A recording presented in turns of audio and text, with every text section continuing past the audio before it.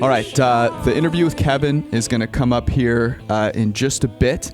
We're going to start off, though, with the second installation of our game Rewatch. I don't know. I don't have a good name for this segment. PFF Reviews. Dear God. All right, we'll keep workshopping that one, I guess.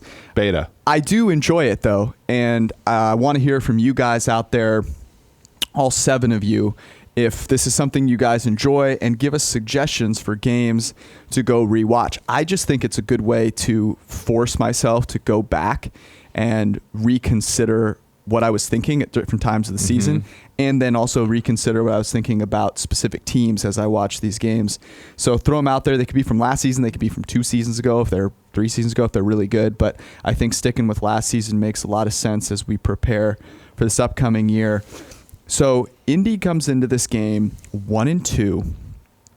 The narrative at this point with the Colts was very much Andrew Luck isn't throwing the ball more than 5 yards downfield.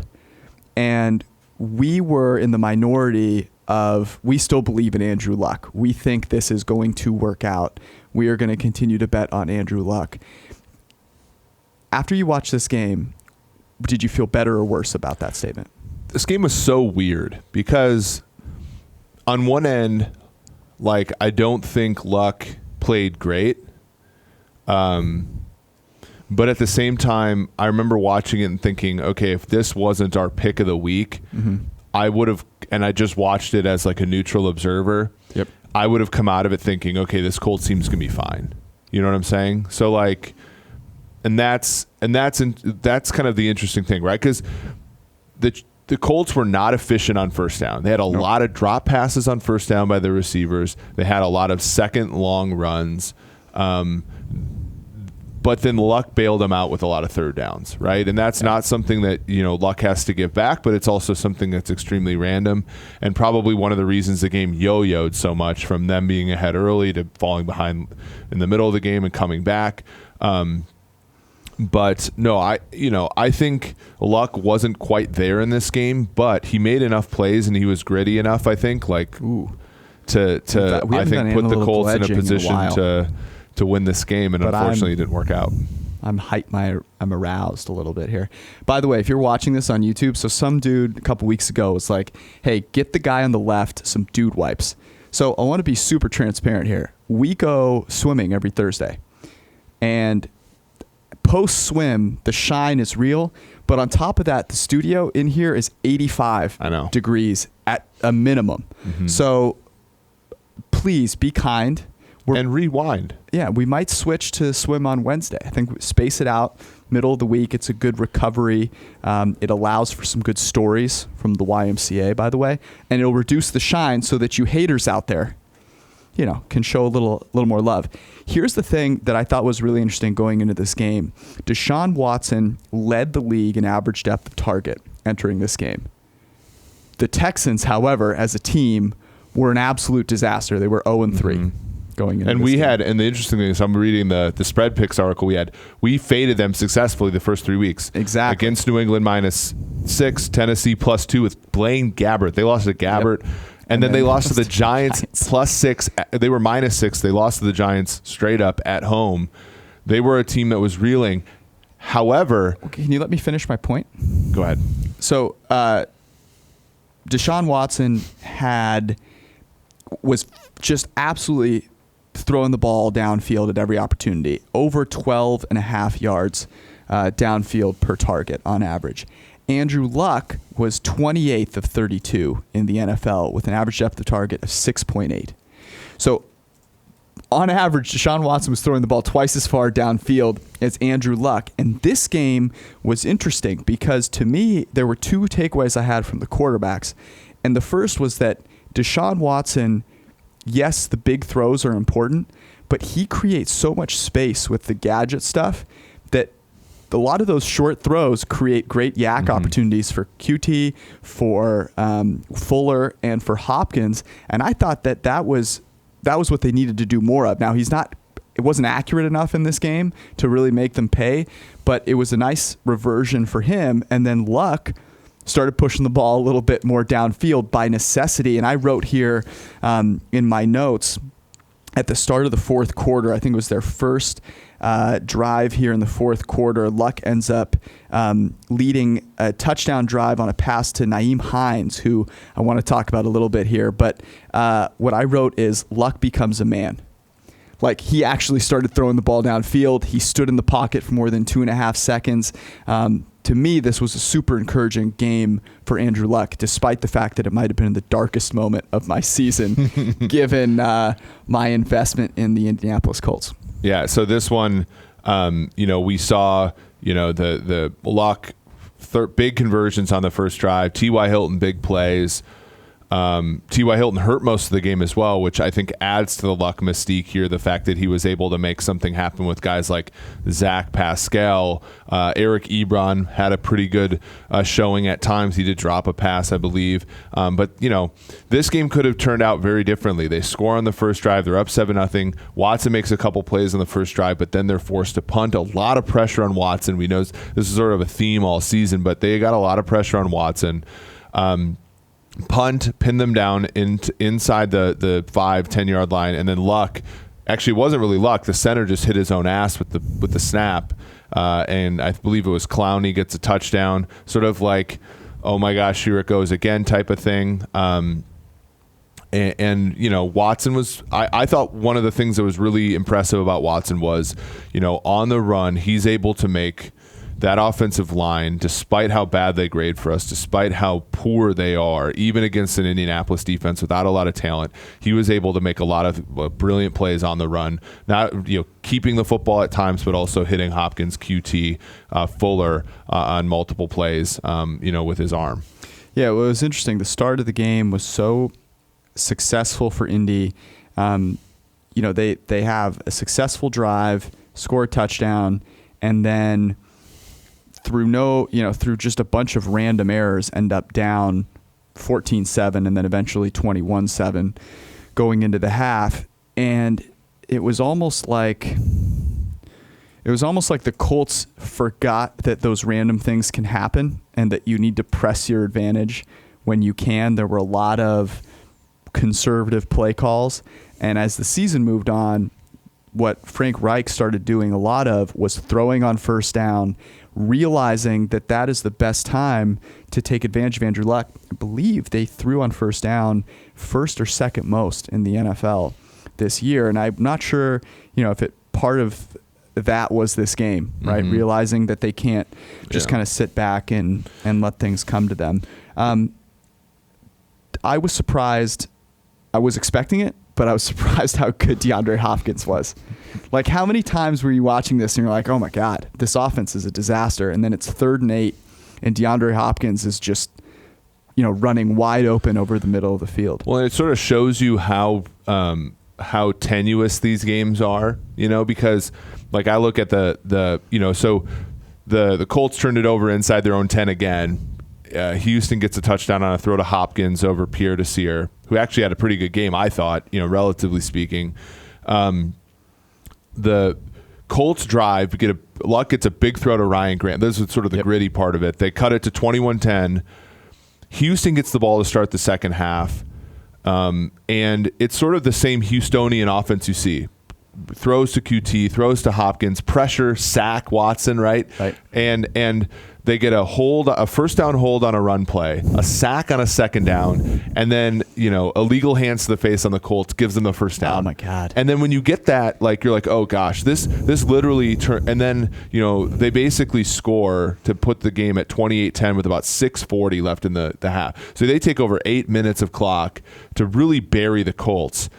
And then, of course, Luck comes back over here. He hits Nyheim Hines on a wheel route. And then the other thing, after that, they cut it to 28-17. Pierre Desir gets an interception of Watson, and then the Colts can't even get a field goal out of it, despite starting in Houston territory. There's so many missed opportunities for Indianapolis, turnovers, all that kind of stuff.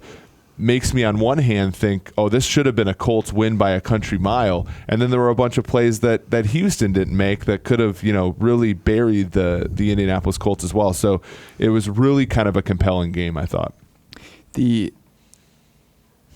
of the things that really stuck out to me was how both teams could not cover the slot to save their lives. I mean, it was an absolute, it was a total debacle on both sides. For both quarterbacks, targeting the slot was the most beneficial in terms of expected points added per play.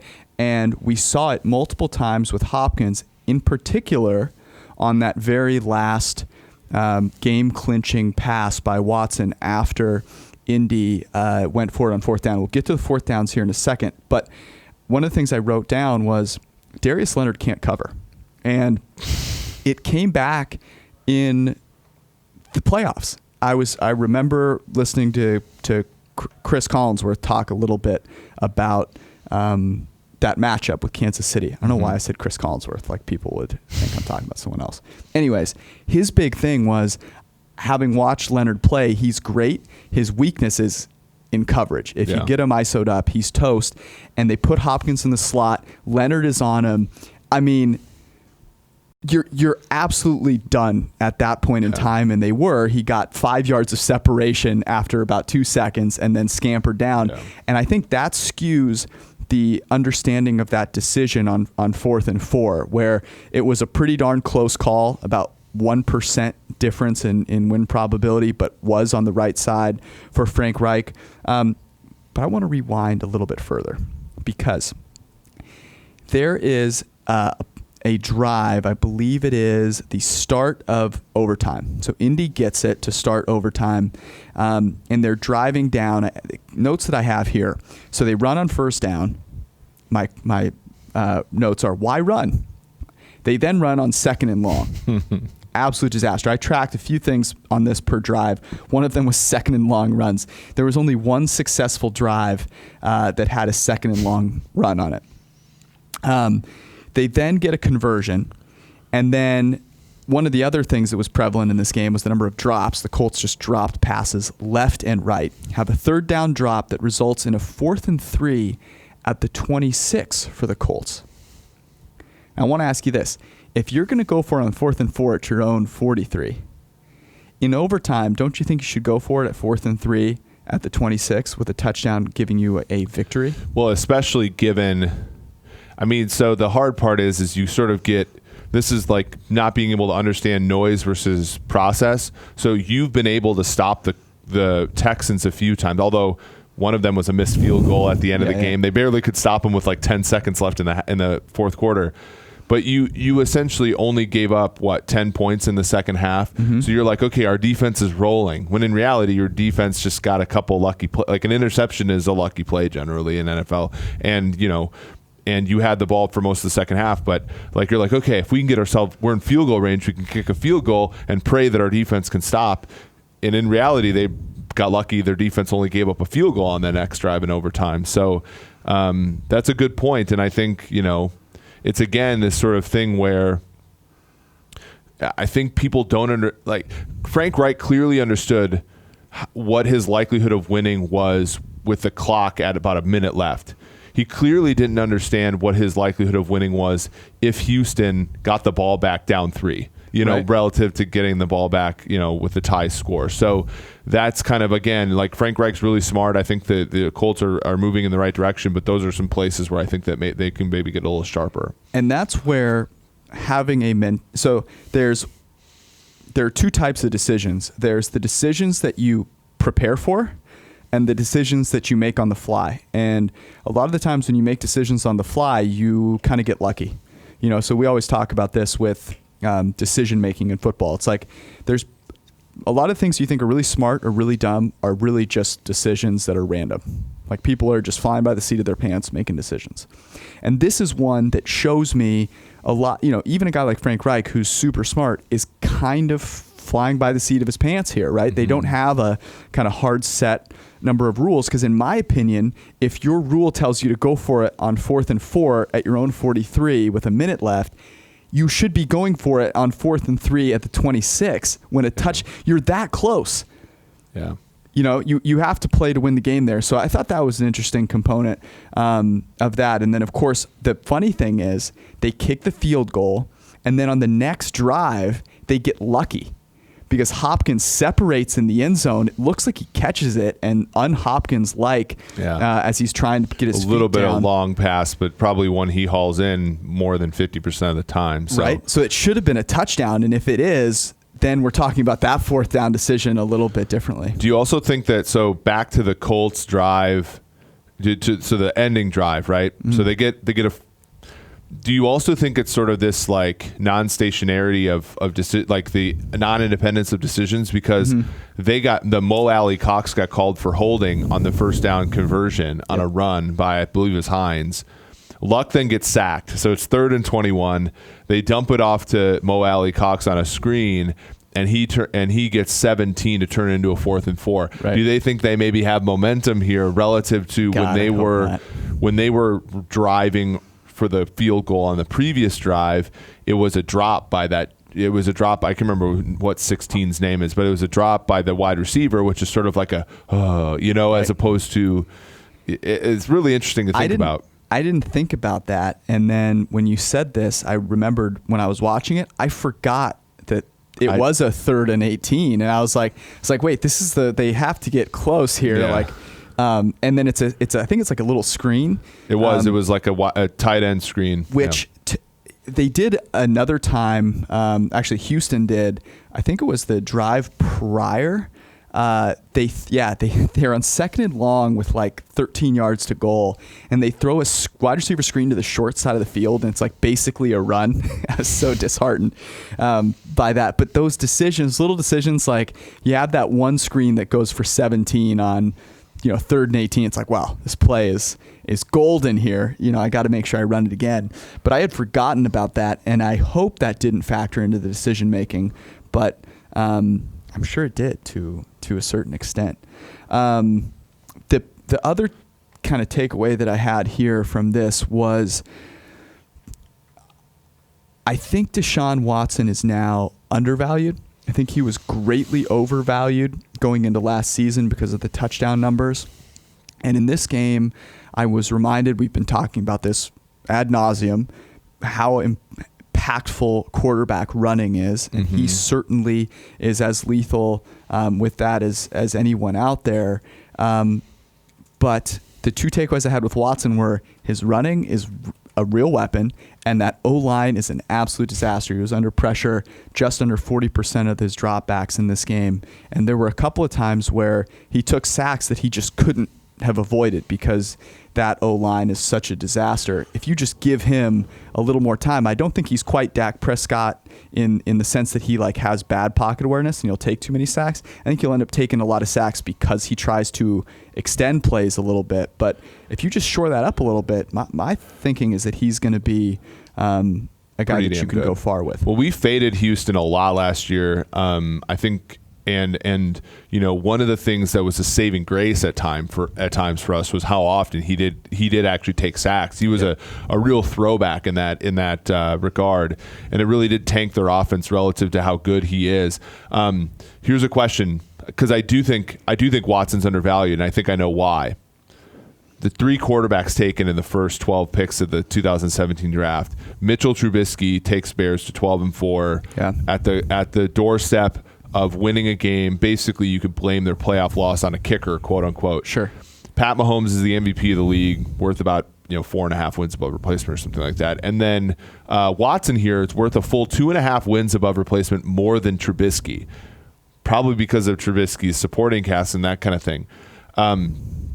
Watson's bow out of the playoffs was far more meek. Right? Like meek that is an understatement. Yeah, and so.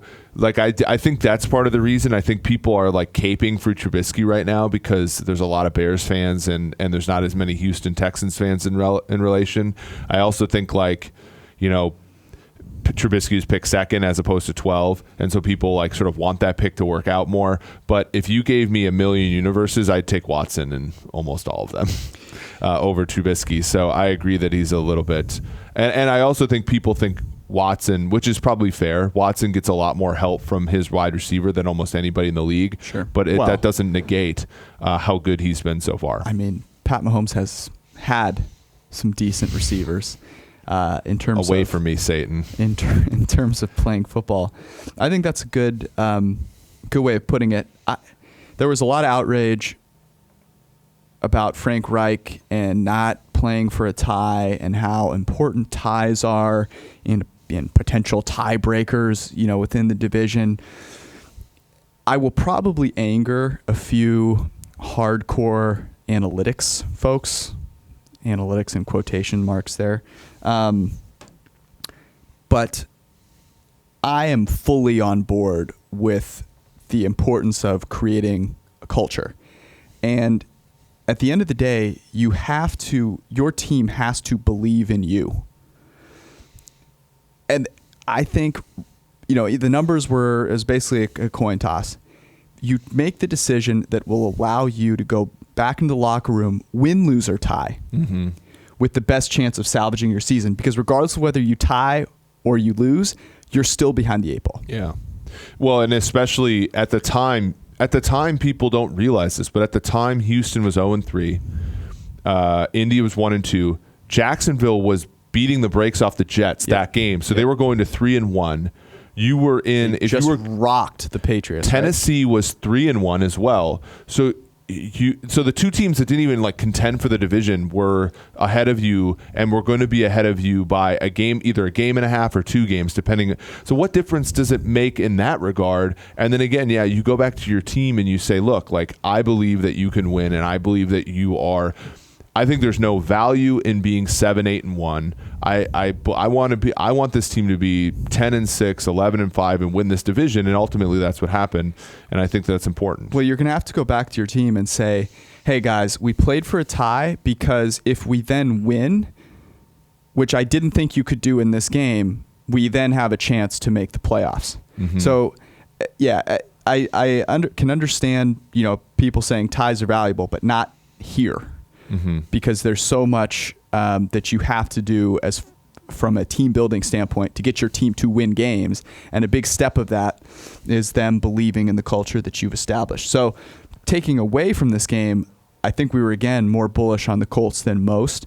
And that proved out, to be the case. They obviously go on to make the playoffs. They beat these Texans in the playoffs in rather convincing fashion, and then get their butts stomped on. Which apparently, according to my fellow Chiefs fans, disqualifies them from being a future Super Bowl contender. Yeah, you're all about the Colts going forward this year. I've heard a couple of other people jump on that bandwagon, but I think you were first. I think you might have been the first person. I think so. I'm still a little scarred by Andrew Luck. Let's just say that I've... like scar tissue, like shoulder, or... I've invested heavily in Andrew Luck. Are you throwing NFL size? Are you in seasons carrying NFL size things at this time of the offseason, or no? All right, that's our rewatch. I would like to get some thoughts from the fans on what to watch next. Although I have thought of a game that I think, in our exorcism this offseason, might. What is it? I think we should watch our Falcons take on the Saints at home in week 3. That's a good one. I thought of some Falcons games as well. I think that's a good one. Another overtime game. The other one that I thought of was a Patriots game, and either the Patriots-Jags game, which was but not compelling, really. Not compelling, or the Patriots-Dolphins game in the week. Which was this? Was it the next week or the same week? No, it was week 7. Well, the week 4 game, the Dolphins were 3-0 and got the brakes beaten off them. But the one where they come back and score at the end. So that's like week 15, week 14. All right, we'll figure it out. Do you want to watch Tannehill, though? That's the question. I don't. So unless someone has a really compelling argument, I'm cool with Falcons Saints. That was a great game. So if you have something better than that, throw it at us. If not, it's Falcons Saints. Was it week 3? Yeah, week 3. Yep. And that'll be our rewatch. We're going to kick it now to an interview with the great Kevin Cole, new PFFer.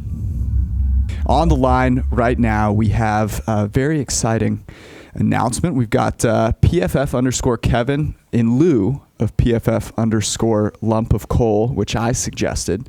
Kevin Cole, formerly of Roto Grinders, and now I'm happy to say a full-time member of PFF. You've tried to apply the lump of coal to a few people Well, when their name is Cole, you've got to. Yeah. Kevin, welcome.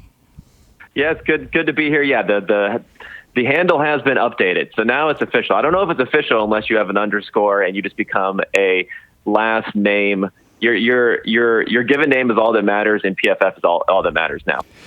The problem with having, my name being George, it's very easy, but Kevin is tough because there's a lot of Kevins out there. I am confident, however, that you're going to separate yourself. You have done so much in the football analytics community. People that are listening to this podcast, no doubt, know your work very well. So we're going to start off with a few non-football related questions, as I like to do, because I'm big on judging people immediately based on their lifestyle choices. And so we want to give our listeners that same opportunity. I want to start with this. Your favorite cocktail is what? Well, see, I think I've talked to you about this before. I'm not much of a drinker anymore, but I would say that I like to keep it simple. So I was also like a vodka soda drinker most of my time. I went through a brief phase, a Big Lebowski-induced phase of drinking a lot of White Russians, which it's quite a cocktail to take for a while. So I like that. A little frothy there, but I'm basically just when I was more of a drinker, it was just about getting the alcohol into my body. So vodka and soda worked better than anything else. You know, when I saw you on Twitter talk about your movies and Big Lebowski was in that list, I was like shocked, and my opinion of you, which was already high, went pretty high up. So. Well, the reason I asked this question, so the White Russians are a fantastic drink that's underutilized. But the reason I wanted to ask this question first, because I want to follow up with this, what's the one unpopular opinion that is unpopular to most people, but that you hold and believe to be completely true? Well, you know, it's interesting. I kind of went back and forth, a little ambivalent whether I wanted to go football or not. I figure football is pretty boring, so I'll toss aside my opinion that Peyton Manning is the GOAT no matter what, because that seems to have fallen away. So I'll toss that aside here. And this is actually an opinion that I've shared, I've heard given before, but I agree with this fully, and that is that like coffee quality, it just doesn't really matter at all. You just want to drink. Again, maybe I'm just all about utility, just in general in life. It's just getting the caffeine into your body is what matters more than else. And I don't know if people are familiar with these other like Blue Bottle, these other places where they're going high end with this coffee. Yep. I just don't really see it there. I just need something. If you give me diner coffee, that's good because it's all about the caffeine. Interesting. Eric, you agree with this take, I assume? Yes, if you draw it to its natural conclusion. That being said, so I agree with Kevin that the utility of coffee is huge, but I can sense the difference between good and bad coffee. Okay, but you'll drink anything. I will drink like anything. 8 cups of coffee a day. Yes. So I can't be choosy. That's for sure. I am an unfortunate coffee snob, which has its good pros and cons, right? Because that means I refuse to drink coffee many times a day because I won't drink crappy coffee, and I'm to the point that I have a hard time even drinking coffee that's good because I like espresso that much more. So we're on. That would be. It's not that I can't tell the difference. It's just I'm not going to turn away a cup of coffee. I think that may be true of a lot of food. My food takes also, quite honestly. It's I get it. Good food is good. I understand that, but you know, a good burger or something like that also will perfectly suffice for me. Well, you're going to lead me to my next question, but I find this question to be interesting. Eric, what's your unpopular opinion that you hold true? I didn't even prep for this. Okay, well, I have one. You want to hear mine? Okay. Beer sucks. That is true. That's becoming a PFF opinion now. I think Mike Renner also said. Well, Mike Renner said all alcohol doesn't taste good. Mike Renner drinks White Claw like it's water. So his takes on alcohol of any kind are completely irrelevant. We've gone out with Mike a few times, and Mike will totally drink Miller Lite until the night's over. Yes, which is I like. I would rather drink gasoline. Exactly. I like beer, but I will not drink bad beer. I won't drink it at all. Period. Okay, let's go to food then. Budweiser, maybe. Yeah. Okay. I mean, look, there are times where nice beer can come into play, and that's if you live in Germany, which means next week we'll have a nice conversation about this with Timo, or Moo as most people know him. This is a Cincinnati based question. If you were unfamiliar, we'll get to that in a second. But the question is, you have one meal that you can eat for the rest of your life. What is it? Yeah, this was somewhat of a tough one, but I feel like I can always eat. I could probably always eat like some sort of, I was going to say some sort of pasta, but if you had to get really specific, then maybe just pivoting a little bit and just some sort of like pizza, just regular old pizza. If I had to eat that every single day for the rest of my life, that's probably the best thing that I could do. Although I mean, it'd be miserable. It's miserable no matter what, but some sort of Italian food or pizza would probably be my choice. What if you can't change the toppings though? So if you have to pick one topping, could you do that? Or would you have to then go I guess so. Yeah, that is a little bit tougher, because I think like some sort of maybe if you got some sort of veggie pizzas, you could pretend like you're doing something there, and then of course you can just pick off if you don't want it. Yeah, basically a salad. See, that's where I would probably try to cheat like Kevin just did there and say like Mongolian food, but like it can't just be one Mongolian dish. I can be able to like differentiate all the time. It has to be one dish for the rest of your life. You know what mine isn't? Skyline chili. I would consider giving up eating if that was the one meal presented to me. Kevin, you've been to Cincinnati, but you've never had Skyline chili. Am I correct? No, I've never had Skyline chili, so I can't go there. The good news is that we save that as punishment for people that do a really terrible job, and I'm not too worried about it. A follow up with this: you're going to be in New York City. You've lived in New York City for a while. You've also lived in California, in San Diego, right? I'm obviously partial to California, but love New York City as well. So I'm curious, what's your favorite part about the Big Apple, and what is your least favorite part about living there?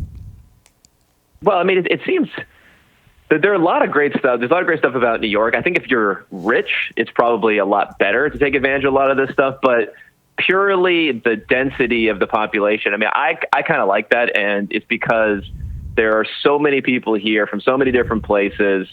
A lot of young people, a lot of interesting stuff going on. I mean, I met my wife here. I feel like you're really going to meet interesting people. And I know that my wife was a lot more biased against West Coast people than I have somewhat become biased against West Coast people. But there is an aspect of people that are from DC and New York are a little bit more with it as far as kind of knowing what's going on in the world and things like that, as opposed to people on the West Coast. I mean, you can't really blame them. I guess if you're in nice weather, you can just go out surfing and do whatever. You don't have to worry about it. But there is like a level of like discourse, I feel like, and interesting conversations you can get in with people here, which maybe isn't the case everywhere else. George is going to act offended to this, but he has said this very same thing to me a number of times.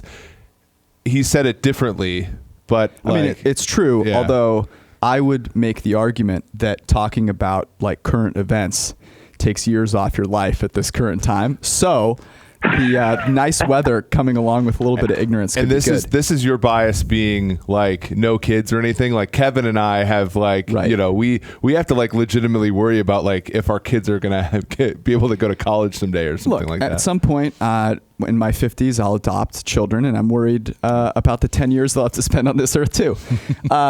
My favorite part about New York City is the density of food, more so than the people. And that is probably the number one thing that I miss from there. So every time that I'm searching for a place to eat, I'm gonna be a little jealous of you. That's for darn sure. Let's pivot into football. You're coming to PFF. We've obviously had, we've followed you on Twitter. We know you well. What is something though that you maybe had heard about PFF or thought about PFF that now that you've had a chance to be here for, I don't know, a few days and get to know us a little bit better, you maybe feel differently about?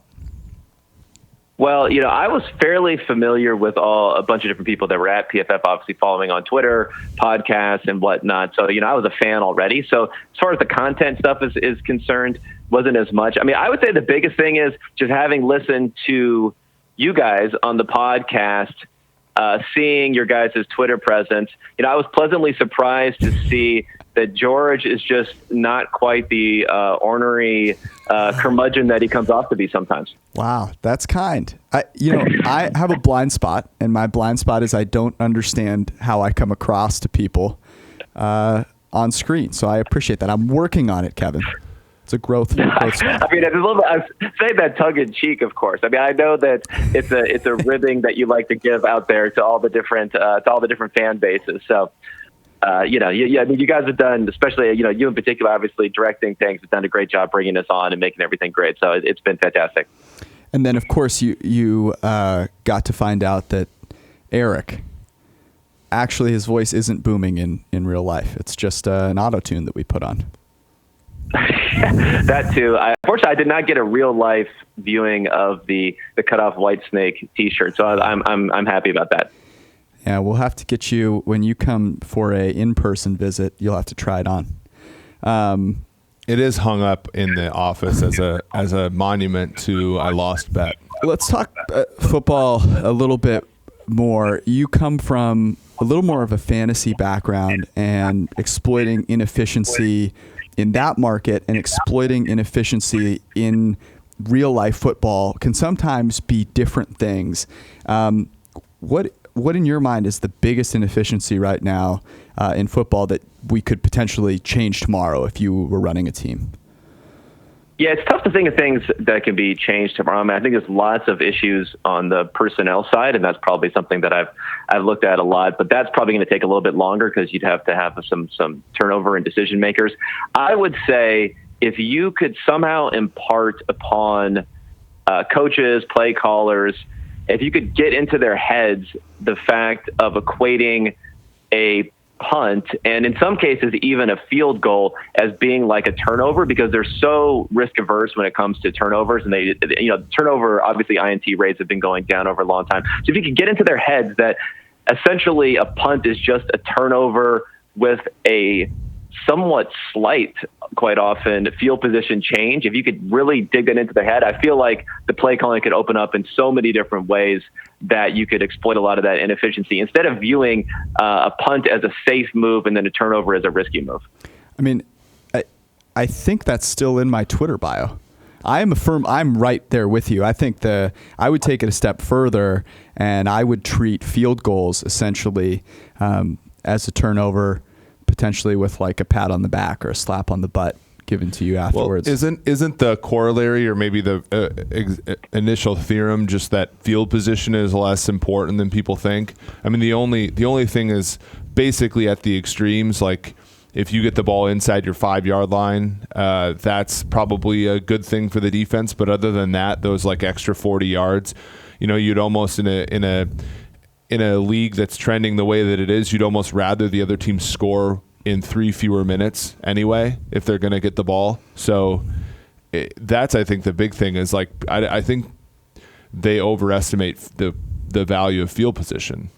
I think that's a part especially when you see these matchups between two strong offenses, it always shocks me that a team will be willing to give the ball up where you think, okay, what are you really getting out of this when you're giving the ball up to another great offense on the other side? It doesn't really make any sense. Well, that's if you go back to the Super Bowl a couple of years ago, Eagles Patriots, and everyone thinks that 4th and 1 decision in the fourth quarter was questionable in some way. And it's like, what are you punting the ball back 30 yards to Tom Brady for?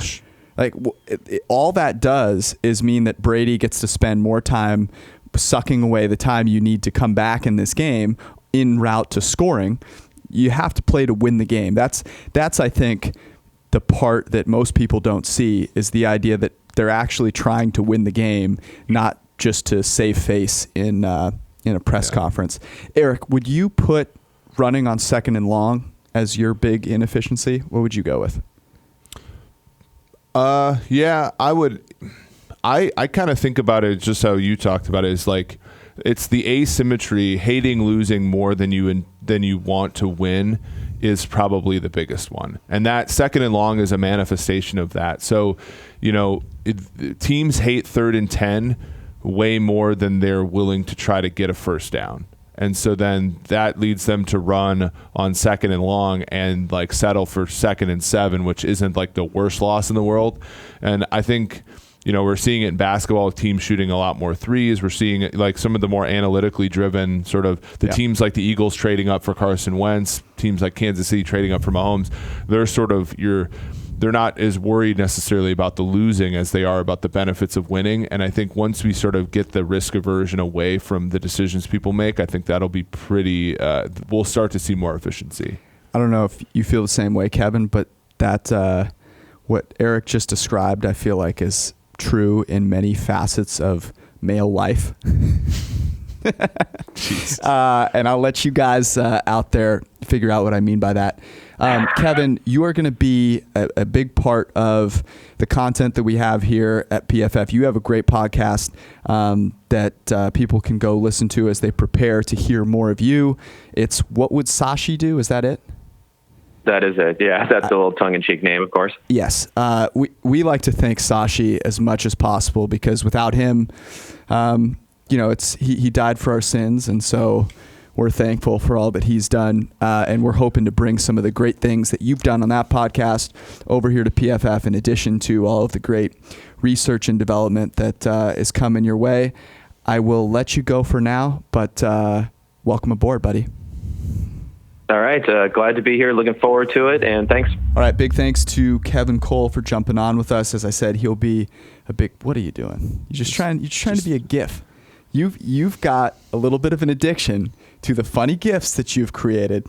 I see you. We're going to talk about the Panthers here to close it out. And we had a Twitter poll question go out. This is a kind of a fun idea that we had. It was your idea. It was very good. I was going to give you credit. Don't worry. I said we. I'm a we guy. And we're going to get there. I am too. Mm-hmm. Unless it's talking about the YMCA, in which case I will take on all of the mean takes that I have. Panthers were 7-9 last year. They started out 6-2. They had an over/under of 9. The video where we had the Colts over, we had the Panthers under at -140 was not looking good at first. No, but that's how things kind of tend to work out sometimes. Do you want to start with the Twitter poll? Yeah, sure. So at the main account, Pro Football Focus at PFF says, which non-quarterback Panthers player do you think led the team in WAR? Some people ask what WAR means. Wins above replacement means how many wins were you worth over a practice squad player, essentially, in 2008. The correct response, the full results, and your answers we read on the PFF forecast with PFF George and PFF Eric. So Did you just read the whole tweet? The options were wide receiver DJ Moore, rookie, unnecessary. The first wide receiver taken in the draft, bunking the whole wide receivers can't be drafted high and produce. Christian McCaffrey, running back, Stanford. Legend. Defensive interior player Kawan Short, and linebacker Luke Kuechly. The answer, what do you think, George? So I actually, in all fairness, have not looked at the results. I'm going to guess that the public chose... It's between Kuechly and McCaffrey. Mm-hmm. And I'm going to say they choose McCaffrey. You are right. So Moore and Short both got 10% of the votes. Was Luke last? No. Second to last. McCaffrey not only won, he got a majority of the votes. 52% of the votes went to McCaffrey. I'm shocked that you used the word majority correctly in this situation. Luke Kuechly, who was the most valuable non-quarterback on the Panthers last season, got 28% of the votes. That feels about right. Now, the McCaffrey, granted, was the second most valuable running back in the NFL, was a very good player, but simply plays a position for which it's hard. Well, that's the tough thing is people, when they say, okay, look, it's probably not a running back because running backs are not that valuable. But if they are going to be valuable, they've got to catch the ball. They do what McCaffrey does that. And McCaffrey plays a crap ton, which is another benefit to him. Real benefit, right? Doing something a lot is important. So I can understand where people are coming from that. What this really tells me about the Panthers is there's a reason they went 7-9. Well, Yeah, and I was just going to make a joke that, McCaffrey ran future Rams starting running back C.J. Anderson out of town last year. That's how much he played. But yeah, I mean, and one of the themes that we're going to talk about here with the Panthers is they were bad in the wrong places. Mm-hmm. So defensively a season ago, they were 26th in EPA allowed per passing play. They allowed 0.15 expected points added per every passing play. They weren't that good against the run, but teams got further away from scoring when they ran on them. They were 20th, minus 0.06. So their defense was 24th in the NFL in EPA allowed per play. That was despite, early season not playing the greatest offenses in the world, early on. But they ended up, being poor down the stretch, really struggling there. Just a couple other things. So their over-under was 9. We like the under at minus 140. We were vociferously defending our third-place projection of them, which did not look good, but they eventually got leapfrogged by our Falcons. They were about 8 WAR wins. Mm-hmm. So when you added up all their WAR, added 3 for the practice squad play, you got about 8. So they did underachieve relative to their talent level. But I think it was mostly because their talent level was in the wrong places. We picked one of their games last year on the PFF picks. We had them plus 2.5 versus Baltimore at home, and they won that game. I believe that was Flacco's last start as a Raven. I believe so. I'm actually not sure. But Cam, one of the things that's interesting, so if you look at their most valuable players, as we said, Cam was first. Then you had Luke, McCaffrey, DJ Moore, Thomas Davis now gone. And then, obviously Quan Short. Their least valuable, Taylor Heineke, Wes Horton, Ian Thomas, Mike Adams, David Mayo. Not guys that I think they're going to keep around. So that's probably something good for them. Moving forward, although they did not really address secondary at all in either the draft or free agency. Yes, and that is my chief concern with them. I think the offense is interesting. We'll talk about Cam Newton here in a second, but what Cam Newton is maybe the best athlete in the NFL, top 5 athlete. The guy is insane when it comes to just ability to do crazy athletic things on the football field, and that includes throw the ball a country mile always off his back foot falling away, and is an absolute beast running the ball. And the designed quarterback run is a positive EV play. Mm-hmm. And when they do that, they are a very good offense. The problem is that he has been not very durable, that his style of running involves him running over people. And the problem is when it's him versus 5 other dudes, he runs the first guy over, and then guys are teeing off on him because he's, Cam Newton, and they think they need to do that, and he's flamboyant. So there's a little bit of, an edge there. So their offense, I think, is probably what it is, right? It's going to be a highly efficient rushing attack in large part, because they were second in EPA per play, rushing the ball. They actually got closer to scoring when running, which is rare. Which is very rare, and that's a testament to how valuable Cam Newton is. So I think we know what they are offensively, and defensively, to me, if you can't cover, you've just got no shot, and I don't see any evidence that they are going to be a better coverage team. So to me, it makes sense that they're over and under. Their win total is now 7.5, a full win and a half less than it was the year before, and their team hasn't changed a whole ton. To me, that's the market correcting itself, and that's right about where we have them at 7.3 wins. But gun to your head, 7.5, over or under? Oh, I take the under, especially at the reduced price. I mean, the under is minus 105. The over is about minus 125. There's a couple things that I think are not baked into our projections that I think I'm going to lean on a little bit here. Norv Turner a season ago started off hot as an offensive coordinator, slowed down a little bit, but did finish in the top 10 in our coaching rankings. I don't see that happening again. Okay. Not a believer. I like what they've done offensively in terms of they got Matt Paradis, they re-signed Darrell Williams. Both those guys are plus players, but I think that that's going to embolden them to do some of the things that caused them to struggle last year, which is Cam getting hurt and being ineffective as a passer. I like Moore and what he provides as a yards after the catch guy, as a short receiver. I like that they signed Rashad Ross from the AF. He's one of the best players in that league. He can add some value there. They got Chris Hogan. I do think they're going to try to put players around Newton, but they did not address the secondary at all. They drafted an edge in the first round, an edge with their third pick. They drafted Jordan Scarlett in the fourth round. Some of these things don't make a ton of sense to me. So there's a couple reasons there. And then lastly, they have the third toughest strength of schedule according to PFF Elo, behind only Atlanta and Houston. So when I look at that, and fourth toughest in opposing offenses, you're going to have to go through an NFC South that includes the Saints twice, the Falcons twice, and our Buccaneers twice. Our Falcons. And so if I'm looking at this, if you agree with us on Tampa Bay, a correlated bet with that would be Carolina's under, because I don't know, Carolina is really the team for which Tampa Bay is going to exploit if they're going to leapfrog. That's the first team to leapfrog in the NFC South for Tampa Bay. Yeah, I'm with you. And there has been, over the Memorial Day weekend, a lot of tears were shed and created around quarterbacks, because people got real excited about sharing with the world their view of the NFL quarterback system. Oh, yeah.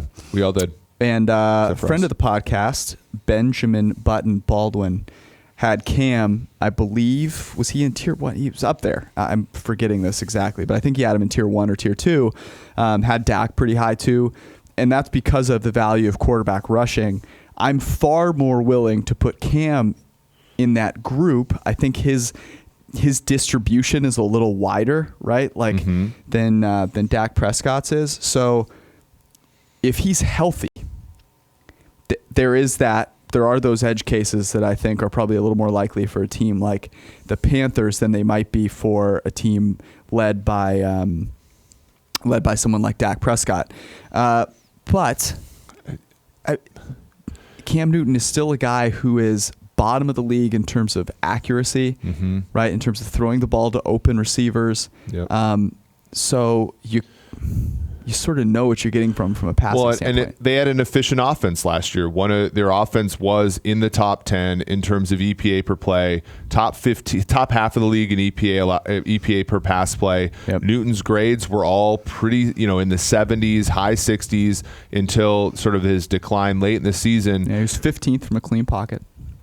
But you look at the catchable inaccuracies, 32nd. You look at throwing with basically to open receivers, 30th. Step of separation, 31st. Those two outside ones, the catchable inaccurate and the step accuracy, those are very random things, right? So if an offense pops up by virtue of these things, and the guy's not fundamentally accurate on them, you're going to see reductions in certain years. A pass that's behind DJ Moore on a crosser that's caught in year N +1 might be dropped, right? And so, I'm not saying they're going to bottom out offensively. What I'm saying is, we might have seen the best that offense has to offer last season. And if we see even a small reduction in their efficiency, as we did in the second half of the season, and it eventually became a big reduction, the weaknesses of that defense will be magnified substantially, as we've seen, other places, for example, Minnesota and Jacksonville. So, to me, I think it's a really big year for him, and I'm actually I think one of the best draft picks was Will Grier. As a result, I think that was a very good hedge of the bet. I was going to bring him up next because I think you should expect Cam Newton to miss a couple of games. If you're going to try and get as much out of Cam Newton as you can, I think you should just be prepared for him to not play a couple of games. And if you have a backup that's good, I think that's not a bad decision from a team standpoint. Now, I want to bring up a couple of things that have been detractions to Will Grier. So makes a lot of big time throws. A lot of those throws are over the shoulder throws that he threw at a much higher rate in college than he probably will in the NFL, at least a lot higher than the NFL average rate by, I think, over 10%. So there's that. But you've also got a guy who has done it from a clean pocket. right? He had great numbers from a clean pocket. He was very accurate. He was really right below Kyler Murray. Not right below, but the one guy below Kyler Murray. Number 2 overall, I think you could make a decent argument for if you take out age. Obviously, the age thing is a factor there. But if you're just looking for a guy that's going to be a backup and be a good backup, I agree with you. I think he was a good choice. Do you know who he reminds me of as a draft pick? Sort of going back a few years, he reminds me of Kirk Cousins. Oh, so you go your first quarterback is a scrambler, a player that is injury prone, and your later round pick is sort of a more, I wouldn't say conservative, but sort of like a mid tier prospect who has some. We could all see people that Kirk Cousins had the potential to be who he is now, you know, but he could also flame out. Are you but just throwing shade at Kirk Cousins? If you take. Yeah, I mean, Kirk's a good quarterback. He's not an elite guy, and I think that like some people could see that in Will Grier. And you know, there was always with the way that RG3 played. And RG3 was a lot more slight. He ran a lot more as a scrambler and stuff. His injury, history or his injury potential could have been even higher back then. But I like the Will Grier pick as sort of a Kirk Cousins type hedge. I like that.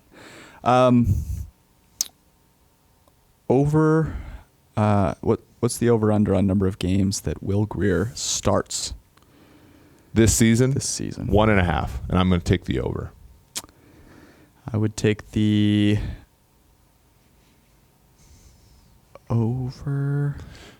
I'm going to take the over as well, although I tempted to take the under because I think I think he plays over 15 snaps in 2 games easy. But 1.5, I think, is the right number here. Here's the comparison I make. Last season, Lamar Jackson, right? The story surrounding him was, okay, but they have Flacco, and does he play? And we both said, John Harbaugh is a long tenured coach, kind of got stale there. What do you do to sort of revitalize the situation? And buy yourself a little bit more time? You think non-injury related he starts? I'm not, maybe, but Flacco was injury related. It was just sort of an excuse. Ron Rivera's Flacco was terrible. Yeah, but Newton has had some pretty bad seasons since his MVP year. And, like, if you're Ron Rivera, but I'm just saying, like, I don't know if this is a classic analogy, but essentially, like, if you're Ron Rivera, you've been there forever, right? Newton's been your quarterback the whole time. And if it's and you struggle this year. Let's say you start out 4-6, right? Okay. And you're like, it's either me or Cam, right? And it could be both, but it's only not me if I can get Will Grier to 4-2 down the stretch, and all of a sudden I'm saying, okay, we got new hope. It's a new era in Carolina over here. Like, for the 2 people that have continued listening all the way through the podcast, this is a great place for us to end because you come off as the a-hole in this situation. Team Cam over here. So shower me with love. My Twitter handle is PFF_George. Let me know how you feel about my faith in your quarterback. I don't have any stories from the Y this week. I want to end on a nice positive note. So unless you have anything more degrading and mean to say about people, no, I didn't say anything mean about Cam. I can't believe you've just become such a rigid and obtuse personality. That's it for us. We'll be back next week. We've got Timo, also known as Moo, coming on the pod next week. And we'll probably be rewatching Saints-Falcons from early in the season. You'll want to check that out too. It was a great game. Peace out.